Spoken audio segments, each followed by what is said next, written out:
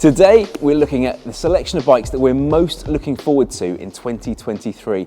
Plus, there's a mystery bike on the horizon from a brand that you know. Hi folks, welcome to ebike-centre 2023. 2023 is the year of the super lightweight e-bike. So kicking off today's list is the Haibike Lyke. It's a super lightweight full suspension e-mountain bike, much like the Orbea Rise or the Fuel EXE.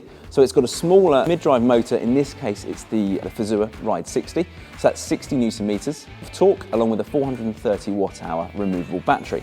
All of this is housed in a carbon frame, 140mm of travel front and rear, and its typical styling from Haibikes is slightly angular, not always to everyone's cup of tea. Personally, I think this is a really, really good looking bike. In fact, I actually think it looks slightly better than the Fuel EXE, which I absolutely love. So that is high praise indeed. And it comes in 3 models, various different colours on those three different models, ranging from 5699 all the way up to 8799. Focusing in now on the Favouring Ride 60 motor system. So it's a 60 Newton meter motor, along with a 430 watt-hour battery, which is removable, which is not always the case for these super lightweight bikes. Plus, it has the option of a 210 watt-hour range extender.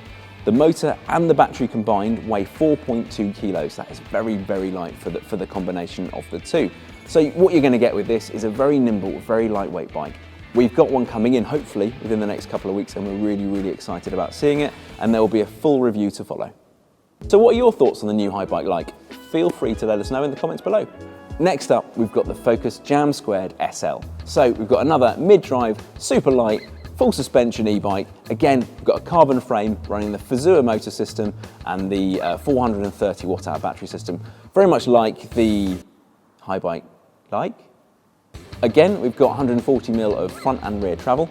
We've got the same option of a range extender, and we've got very similar spec levels. There's 3 different models, ranging in price quite similarly to the Haibike Lyke as well. However, uniquely for Focus this time, and I believe it's going across their new range of bikes as a whole, they're going to have a 2-tone colour scheme, which is quite unique, though I kind of feel like I might have seen it somewhere before.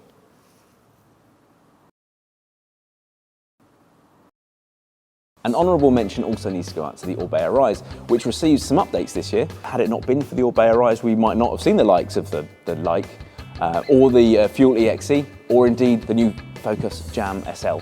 So the headline figures for the new Orbea Rise is that some of the carbon versions now come in under 16 kilos, which is scarily light for a full suspension e-bike.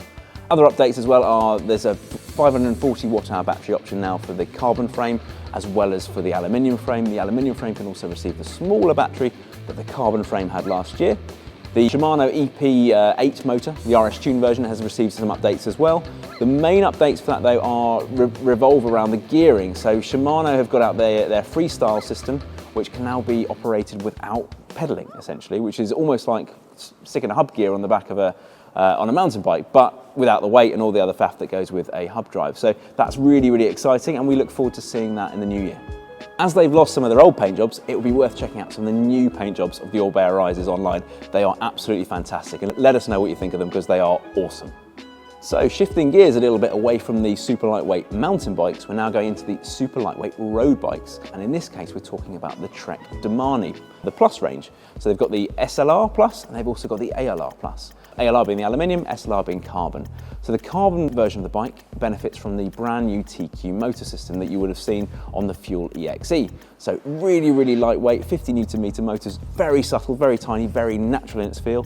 It also gets a road tune specifically for the Domane versus the Fuel EX. Comes with the same 360 watt-hour battery. There's an option of a range extender as well. Plus, differently for this year, the ISO speed decoupling system is combined with greater clearance for the tyres. So this year's bike can be used on gravel as well as on the road, so it makes it a far more versatile bike than normal.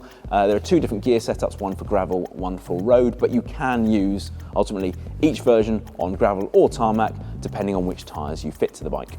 Also, we mustn't forget the ALR version, which comes in quite a bit cheaper because it's fitted with the hub drive motor. It's still going to give you that boost of power when you need it, but it is coming in at a much lower price tag. Just when we thought that the e-bikes couldn't get any lighter than before, this particular one comes in under 12 kilos, which is staggeringly light for an e-bike. That is normal bike territory, so yeah, hats off to Trek on this one. So moving on now to our first full fat e-bike in the bunch, in this case it being the Wild FS from Orbea.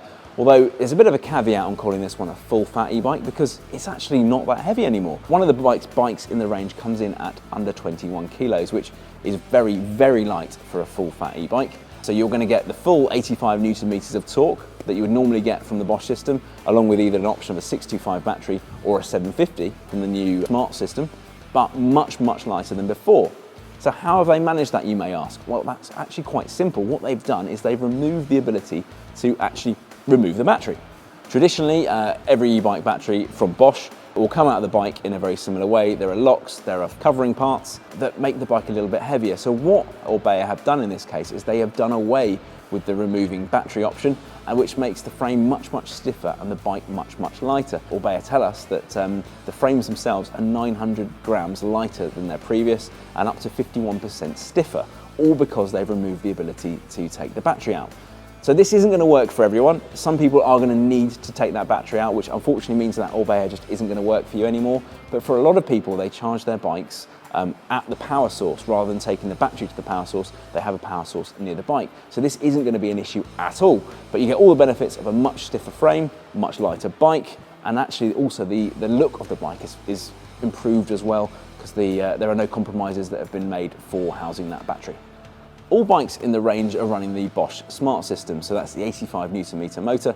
However, at the very top end of the tree, they're also running the CX Race version, which is magnesium cased and is also tuned to be a little bit more punchy at the top end. Yeah, a fantastic new setup with the new Bosch system, new lightweight bike. It's a really, really good option going forward.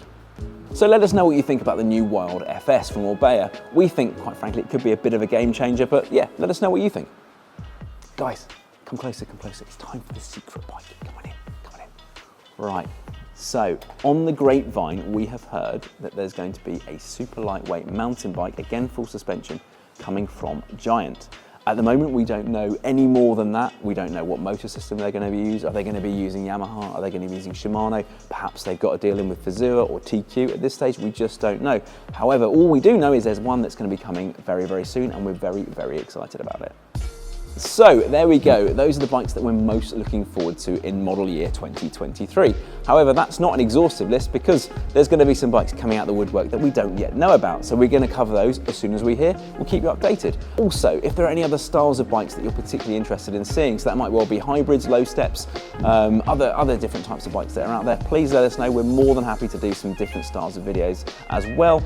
Plus, if there's a particular bike that you want us to cover, we're more than willing to do that. So yeah, please let us know in the comment section. Thank you very much for watching. If you like the video, please like and subscribe. Yeah, if we don't see you in store, we look forward to seeing you in the next video. Take care.